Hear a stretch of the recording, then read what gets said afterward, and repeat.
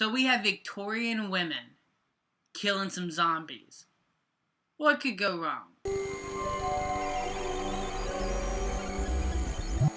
Pride and Prejudice and Zombies is a retelling of the classic story by Jane Austen that reintroduces us to classic characters like Elizabeth Bennet and Mr. Darcy. And not only are they trying to fight over love and find their place in this social class, but now with a twist have to fight off the undead because a zombie apocalypse is on the way. Now PPZ was a movie that I wasn't highly anticipating but wasn't dreading. I was most certainly planning on watching this movie, but in my opinion looked like it could be a fun time or looked like it'd be a disappointment.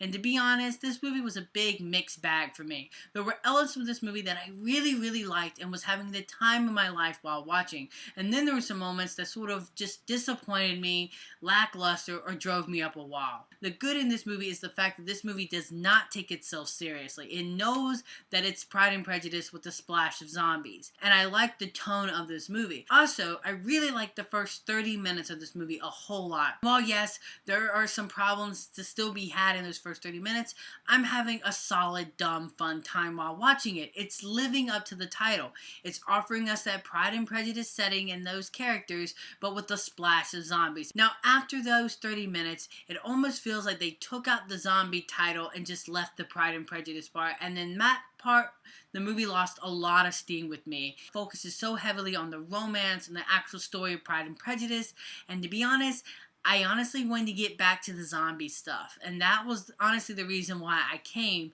not so much to see Pride and Prejudice again, but to see the zombie twist. In my opinion, this movie's main problem is it doesn't quite live up to the expectations that the title itself presents. There's also a lot of missed opportunities in this movie. I mean, you have Lena Headey in this film, and she's completely underused. She's supposed to be this fierce warrior, and we never see her fight. We see her henchmen fight, but we never actually see her go toe-to-toe in this movie, and that was a big, major missed opportunity for me. Another issue I had with this movie is it feels extremely watered down. The movie's rated PG-13, and I think would have really benefited from a hard R. Show us some blood and guts. Stop cutting away from it or keeping the blade constantly clean. With the performances, overall, I didn't really buy into anyone except for Lily James. You know, she plays Elizabeth Bennet, and I actually think she does a really good job in this movie. She has a sort of natural beauty to her that I find really attractive, not only in real life, but in this movie. You know, and I could see why someone would be attracted to it or intimidated by her the moment she slices a zombie's head off. Now, as a film, this movie is very odd.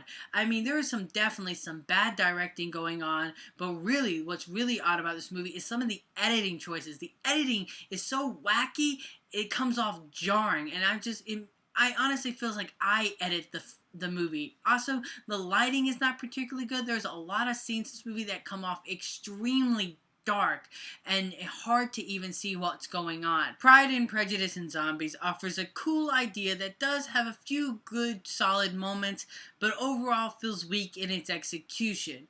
As the score goes, I'm going to give Pride and Prejudice and Zombies a 2.5 out of 5. So you guys, were you looking forward to this movie? Did you see this movie? Let me know in that comment section below. And until next time, you guys, I'm the Slasher Movie Reviewer, and you guys have just been slashed.